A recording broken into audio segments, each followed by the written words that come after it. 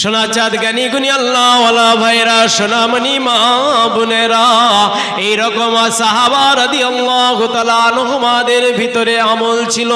আপনার আমার আমলের ব্যাপারে যদি একটু দেখি কোন ধরনের আমল আপনার আমার হয়। মুমিনের 3 নাম্বার নমুনা হলো আল্লাযীনা ইউকিমুনাস সালাত। আল্লাহ পাক রব্বুল আলামিন বললেন, মুমিন যারা হবে, মুয়াজ্জিন যখন আযান দেবে, হাইয়া আলাস সালাহ, হাইয়া আলাল ফালাহ, আল্লাহর বান্দা যারা হবে, ফাসআউ ইলা জিকিরিল্লাহ, নামাজের জন্য তারা তৈরি হয়ে যাবে। এই নামাজের জন্য বলতে গিয়ে দেখা যায়, যদি আমি আপনি আপনাকে আমাকে যদি বলে ভাই নামাজ কেন পড়ো না, বলছে সময় আছে। দেখতে পাও না বাসন্তীর বাজারে আমার কটা দোকান, কত বিঘে চাষ, তারপরে আবার ভেরি, বিভিন্ন আর কি হ্যাঁ সেবামূলক আর কি হ্যাঁ কাজে আমি ব্যস্ত, নামাজ পড়ার সময় আছে। এ কথা বলি কি বলি না? মাত্র 2 বিঘে চাষে আর কি নামাজ পড়ার সময় নাই, 2টি দোকানে নামাজ পড়ার সময় নাই, 2 কোটি টাকাতে নামাজ পড়ার সময় নাই। শুধুই আমরা বলি আমাদের সময় নাই, সময় নাই। একজন মুসলিম জাহানের বাদশার কথা বলবো। আজকে মুসলমানদের নিয়ে যারা তামাশা করছে, এইরকম একটা মুসলিম জাহানের বাদশার, আমরা মুসলমান, আমরা কাউকে খারাপ ভাবি না। আমাদের নেতা শিখিয়েছেন। কে শিখিয়েছেন? আমাদের নেতা। সাহায্য করার সময় জিজ্ঞাসা করো না কোন জাতের, কোন ধর্মের। তোমার দুয়ারের কাছে এসে তুমি সাহায্য করো, জিজ্ঞাসা করো না। আর সব থেকে ভালো মাফ করে দাও। আজকে যারা বলে মুসলমানরা এই করেছে, মুসলমানরা ওই করেছে, একজন মুসলিম জাহানের সম্রাটের কথা শুনে নাও। কি সুযোগ, কি সুবিধা, সারা দেশের বাদশা ছিল, অথচ এক ওয়াক্ত নামাজ কাজা নাই। কি নাই? হযরতে কুতুবউদ্দিন কাকি বখতিয়ার রহমতুল্লাহ আলাইহি বললেন, ও আমার খাদেম, তোমার কাছে একটা নসিহত রইল। আমি যখন ইন্তেকাল হয়ে যাব, আমার যখন দাফন কাফনের ব্যবস্থা হবে, আমার যখন জানাজার নামাজ যিনি পড়াবেন, ও খাদেম শুনে নাও, তার যেন 4টে গুণ থাকে। কয়টা? 4টে গুণ থাকে। খাদেম জিজ্ঞাসা করলেন, হযরত কোন 4টে গুণের কথা বলেন? বলছেন, যিনি আমার খিদমত কি, যিনি আমার জানাজার নামাজ পড়াবেন, 1 নাম্বার গুণ হলো তার যেন জিন্দেগিতে তাকবীরওয়ালা ফৌত না হয়, তাকবীরওয়ালা যেন না ছাড়ে। কি ওয়ালা বলো? ইমাম পাওয়া যাবে তো? জানাজার নামাজের ইমাম পাওয়া যাবে তো? 2 নাম্বার গুণ হলো খাদেম জিন্দেগিতে যেন তাহাজ্জুদের নামাজ ফৌত না হয়। মুশকিল আছে ইমাম পাওয়া। 3 নাম্বার গুণ হলো খাদেম যিনি আমার জানাজার নামাজ পড়াবেন। আল্লাহু আকবার। এসে গিয়েছে? ও খাদেম যিনি আমার জানাজার নামাজ পড়াবেন, তিনি যেন চর্ম চোখ দিয়ে জেনা যেন না করে। লিখেছে আর কি বলবেন আমাকে, কি করে? এ বাবা, চর্ম চোখ দিয়ে যেন জেনা না করে। একটা মানুষ আমরা জেনা থেকে ফাঁকা আছি। হ্যাঁ, যাদের কাছে এত বড় এত বড় এত বড়, হ্যাঁ 1 লাখ 1.5 লাখ 10,000 20,000, হ্যাঁ বলছে এখন পেটের খোরাক থাকুক আর না থাকুক, মোবাইল খোরাক থাকতে হবে। কিসের খোরাক? মোবাইলের খোরাক থাকতে হবে। যদি 2 দিন খাওয়া না হয় মেনে নেবে, কিন্তু 2 মিনিট মোবাইলে রিচার্জ ফুরিয়ে গেলে কি বলো? পেরেশান। বলছে, হ্যাঁ রে, কুকুরে মাছির মতো লাপালাপি করছিস কেন? বলছে, ভাই আমার রিচার্জ ফুরিয়ে গেছে। রিচার্জ ফুরিয়ে গেছে। বলছে, রিচার্জ ফুরিয়ে গেছে? বাপ মরে গেলে অতটা পেরেশান পেরেশান হয় না, মোবাইলে রিচার্জ যেমন ফুরিয়ে গেলে আর কি যতটা পেরেশান হয়। যারা আমরা মোবাইল ঘাঁটি তারা তো আপাতত চোখ দিয়ে জেনা করি, হ্যাঁ না বলো? আপনি না করুন, কিন্তু আপনাকে করাচ্ছে। হঠাৎ করে আপনি জলসা শুনছেন, শুনতে শুনতে এমন একজন এসে হাজির হয়ে গেল, ব্যাস তার এধারে আর কি ফাঁকা, ওধারে ফাঁকা, সব জায়গা ফাঁকা, শুধু দুটো জায়গায় কাপড়। অথচ আপনি চাননি, ওটা মোবাইলের মাধ্যমে এসে গেছে, ওটাও একটা চোখের জেনা। কিসের জেনা? চোখের জেনা।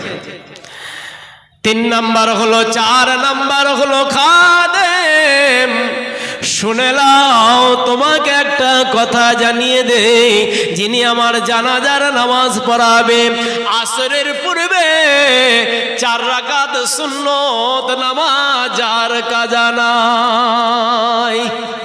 কটা হলো? 4টি খুব সহজ। কি বলুন? যে 4টে বলেছে না, 4টি খুব সহজ। খাদেম মনে মনে বলছে আপনার জানাজার নামাজ আর হলো না, আপনাকে গুটিয়ে টুটিয়ে সবাইকে হয় কবরের ভিতরেই দিয়ে আসবে, এরকম লোক কোথায় পাবেন? হযরতে কুতুবউদ্দিন কাকি বখতিয়ার রহমাতুল্লাহ আলাইহি জানিয়ে দিলেন, ও খাদেম, যদি এইরকম গুণওয়ালা ব্যক্তি, এইরকম কোন ব্যক্তি যদি তুমি না পাও, আমার কাফন পরাবে আর তুলে নিয়ে গিয়ে কবরের ভিতরে শুইয়ে দিয়ে আসবে। আমার জানাজার নামাজের দরকার নাই। কি নাই? জানাজার নামাজের দরকার নাই। শোনাচাঁদ জ্ঞানী গুণী আল্লাহ ওয়ালা ভাইরা, হযরতে কুতুবউদ্দিন কাকি বখতিয়ার রহমাতুল্লাহ আলাইহি তিনি ইন্তেকাল করে গেলেন।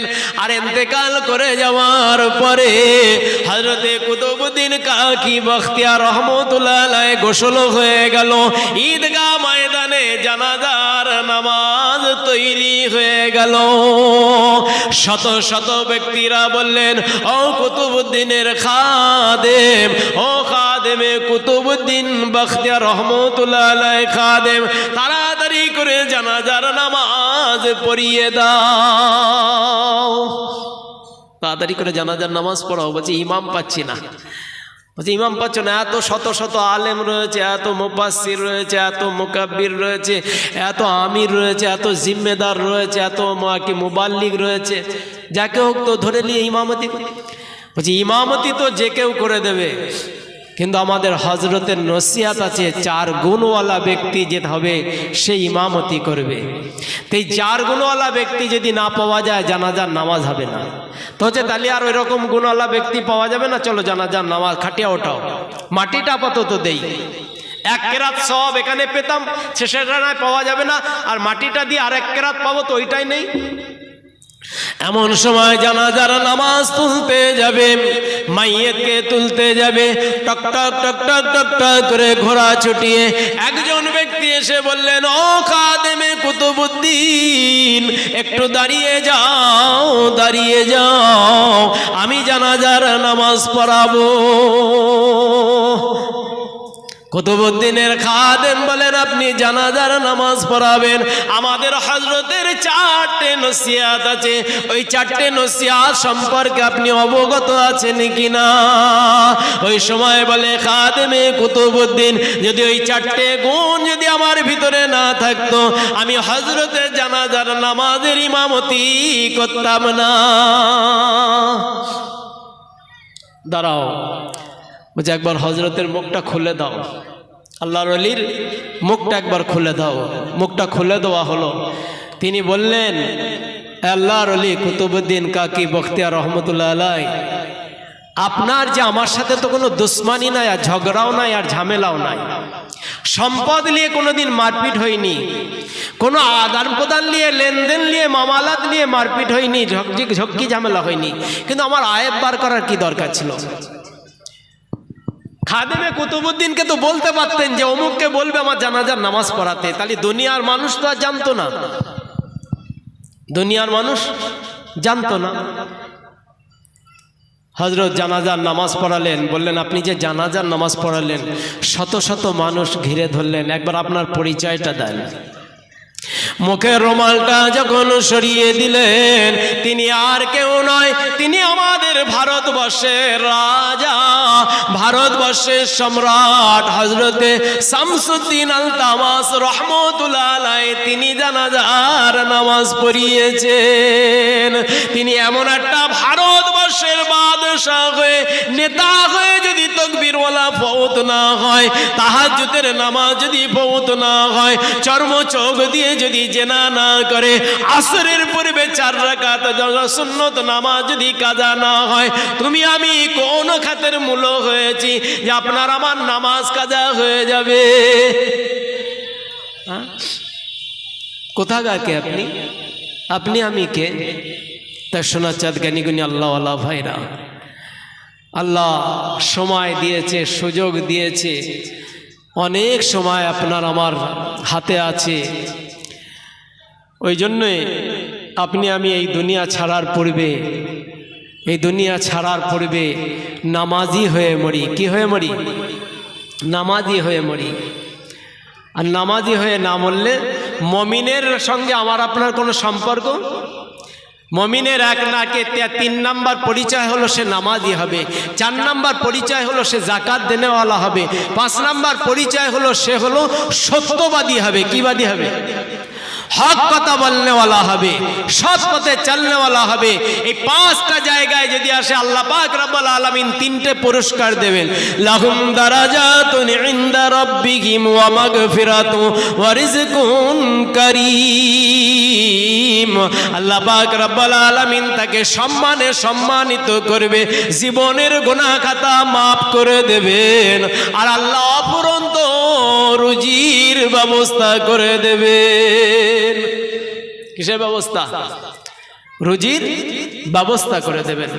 সোনার চাঁদ জ্ঞানীগুণী আল্লাহওয়ালা ভাইরা, আমাদের সেই সুদূর বর্ধমান থেকে আমাদের মরহুম গোলাম হাফেজ গোলাম আহমেদ মুর্তজার বেটা, সুযোগ্য সন্তান, তিনি আমাদের কাছে আসতে চলেছেন।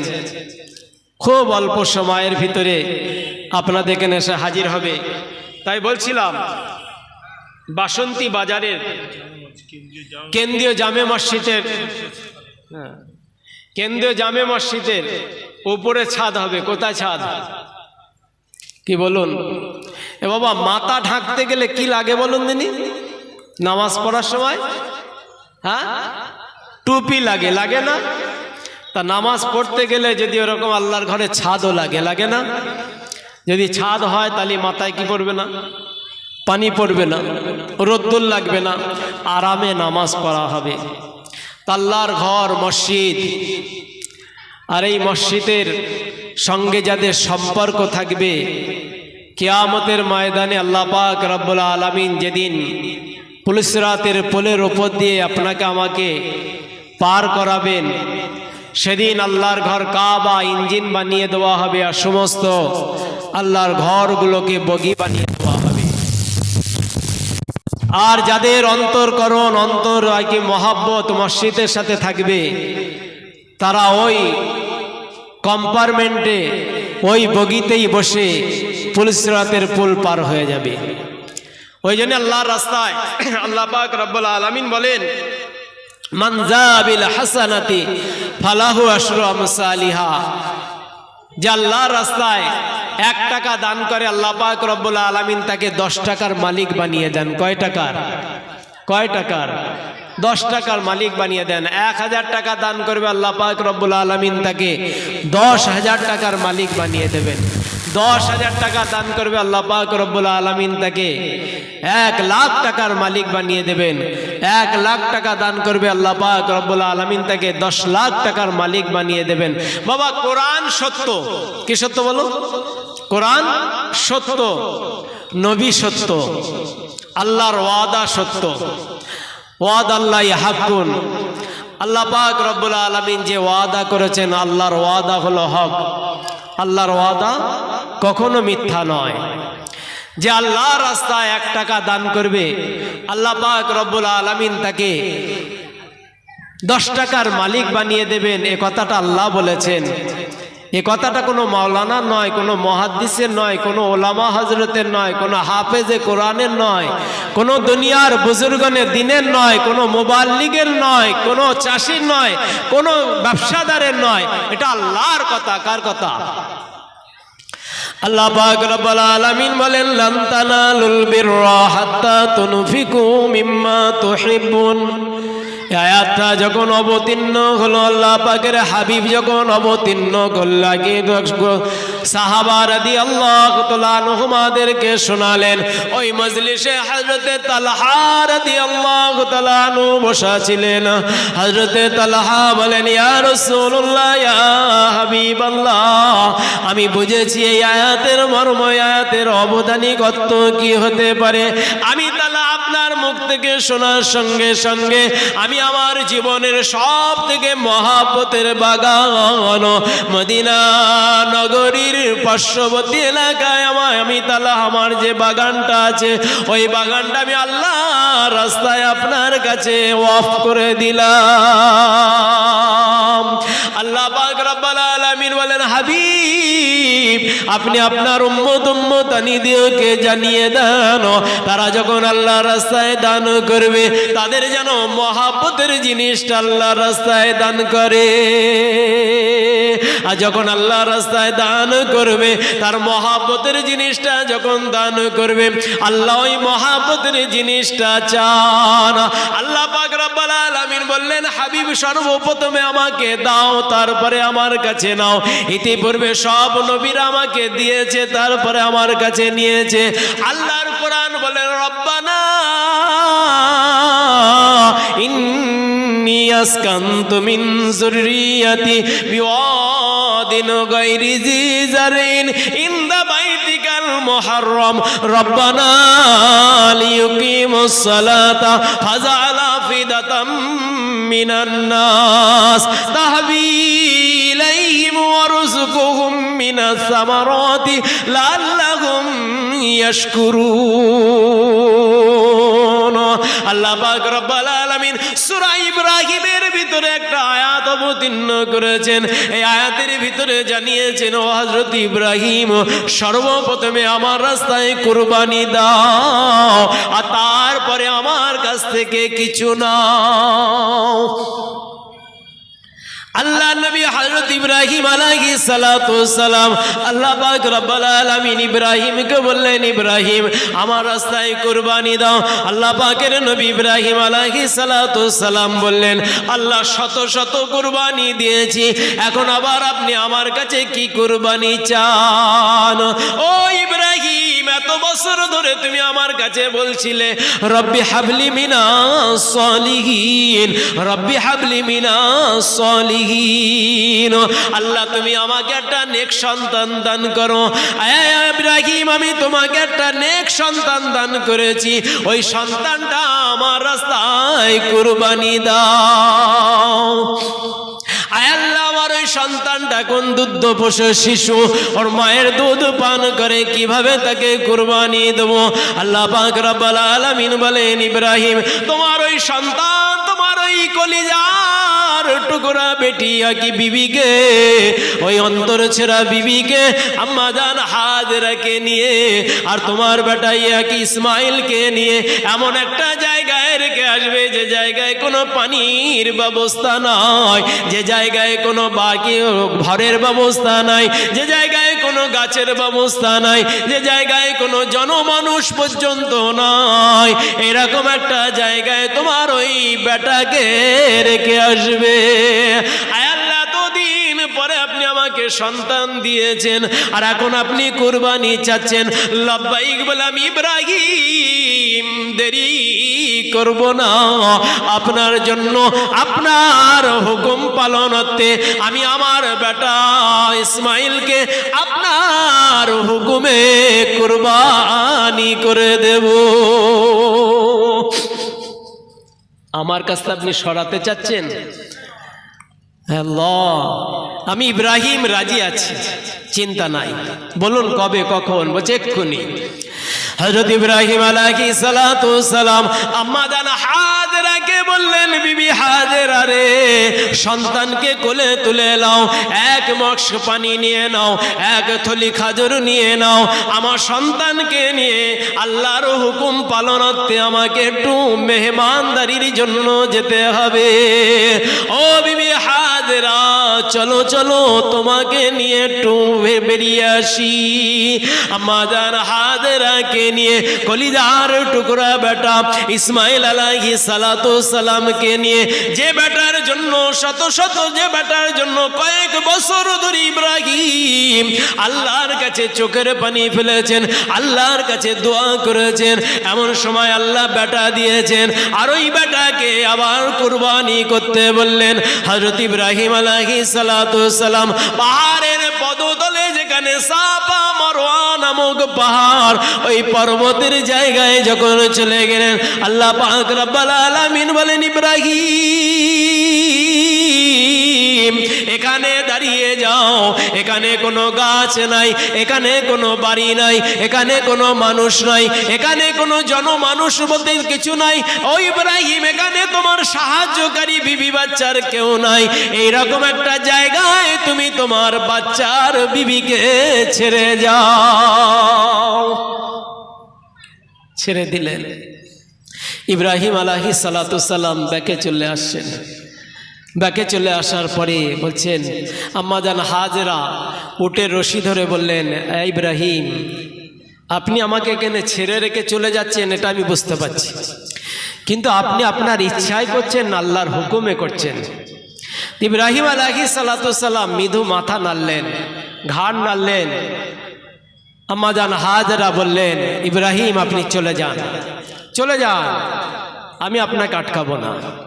হযরত ইব্রাহিম আলাইহিস সালাতু সালাম কুরবানি কেমন দিয়েছিলেন! আহারে, যে সন্তানের জন্য এতদিন তরপাচ্ছিল, যে সন্তানের জন্য এতদিন কান্নাকাটি করছিল, যে সন্তান আল্লাহ পাক রব্বুল আলামিন নিয়ামত স্বরূপ দিয়েছেন, আর ওই সন্তানকে এখন জুদা করতে হয়েছে। ইব্রাহিম রেখে আসার পরে আল্লাহ নবী ইব্রাহিম আলাইহিস সালাতু সালাম পাহাড়ের পদতলে এসে, যেখান থেকে আম্মা জান হাজেরা, যেখান থেকে হযরত ইসমাইল আলাইহিস সালাতু সালামকে দেখা যায় না, এইরকম একটা জায়গায় এসে আল্লাহর কাছে দোয়া করেন, রব্বানা ইন্নী আসকানতু মিন যুররিয়াতি বিওয়াদিন গায়রি যী যারিন ইনদা বাইতিকাল মুহাররাম রব্বানা লিয়ুকিমুস সালাতা ফাজআল আফিদাতাম মিনান নাস তাহবি ইলাইহিম ওয়ারযুকহুম মিনাস সামারাতি লাআল্লাহুম ইয়াশকুরুন। আল্লাহ আপনি কুরবানি করতে বলেছেন, বেটা ছেড়ে রেখে যেতে বলেছেন, বিবি ছেড়ে রেখে যেতে বলেছেন। আল্লাহ বিবিকে ছেড়ে দিলাম, বাচ্চাকে ছেড়ে দিলাম। আল্লাহ ওদের দেখভালের কেউ নাই, আল্লাহ ওদের পানির ব্যবস্থা নাই, আল্লাহ ওদের বসবাসের ঘর নাই, আল্লাহ ওদের কাছে গাছের ছায়া পর্যন্ত নাই। আয় রাব্বাল আলামিন, আপনার হুকুমে কুরবানি করেছি, আল্লাহ আপনার কাছে এইবার সাহায্য চাই। আল্লাহ আপনি আমার সাহায্য করুন। রব্বানা লিয়ুকিমুস সালাতা ফাজআল আফিদাতাম মিনান নাস। আল্লাহ সর্বপ্রথমে সাহায্য চাই, আমার বিবি বাচ্চাকে নামাজি বানাবেন। কি বানাবেন? কি সাহায্য চাইলেন? বিবি বাচ্চাকে সর্বপ্রথমে কি করবেন? নামাজি বানাবেন। আমি আপনি কি সাহায্য চেয়েছি? যদি এইরকম হালত হতো, আর কি সর্বপ্রথমে বলতাম, আল্লাহ আমার বিবি বাচ্চাকে হেফাজত করবেন, কি এরম বলতাম না? কিন্তু জনাবে হযরত ইব্রাহিম আলাইহিস সালাতু সালাম এ কথা না বলে সর্বপ্রথমে রব্বানা লিয়ুকিমুস সালাত, আল্লাহ আমার বিবি বাচ্চাকে সর্বপ্রথম আপনি নামাজি বানাবেন। তাহবিলাইহিম ওয়ারযুকহুম মিনাস সামারাতি লাআল্লাহুম ইয়াশকুরুন। আর আমার ওই বিবি বাচ্চা যারা মেহমান আসবে, আমার বাচ্চা যারা মেহমান আসবে,